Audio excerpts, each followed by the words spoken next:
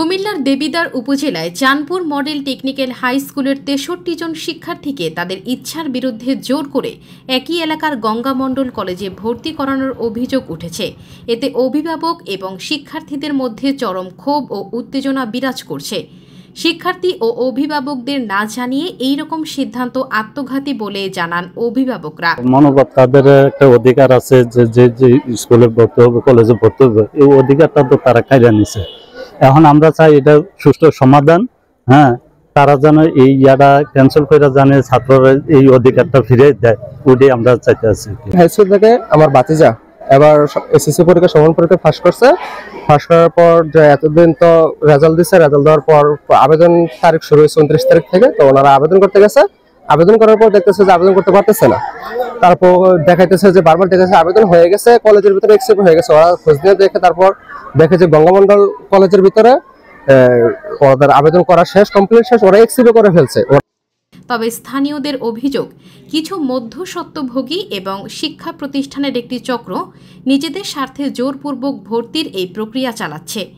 এ বিষয়ে ক্যামেরার সামনে কিছু জানেন না বলেই জানান চাঁদপুর মডেল টেকনিক্যাল হাই স্কুলের প্রধান শিক্ষক মোহাম্মদ কবির হোসেন।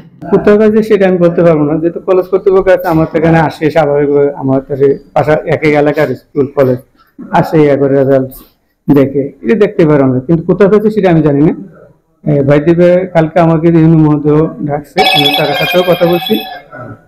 ইউনি মহোদয় স্যার ওনাদেরকে কলেজ কর্তৃপক্ষ বলছে আজকের দিনের ভিতরে শেষ করে দেওয়ার জন্য। সেটা আর তারা কিভাবে কি করলো সেটা আমি জানি, সেটা আমি জানি না। এই ঘটনার সুস্থ তদন্ত করে দোষীদের বিরুদ্ধে ব্যবস্থা গ্রহণ করা হবে বলে জানান দেবিদ্বার উপজেলা নির্বাহী কর্মকর্তা আবুল হাসনাত খান।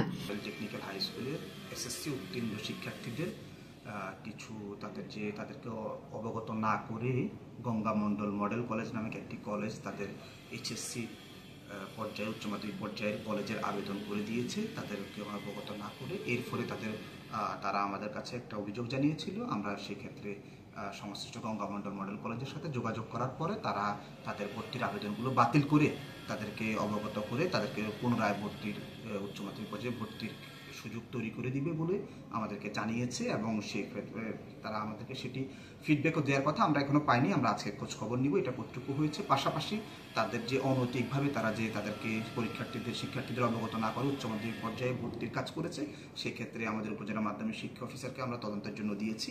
উনি তদন্ত প্রতিবেদনটা আমাদেরকে দিলেই আমরা সেক্ষেত্রে বোর্ডকে অবগত করব। যদি এক্ষেত্রে ওদের কোনো অনৈতিকভাবে কাজ করে থাকে সেক্ষেত্রে প্রয়োজনীয় বিধি মোতাবেক ব্যবস্থা গ্রহণের জন্য।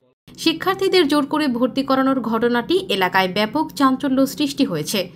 অভিভাবক ও স্থানীয়দের দাবি, দ্রুত সময়ের মধ্যে জড়িতদের বিরুদ্ধে আইনানুগ ব্যবস্থা গ্রহণ করবে কর্তৃপক্ষ, এমনটাই প্রত্যাশা সবার।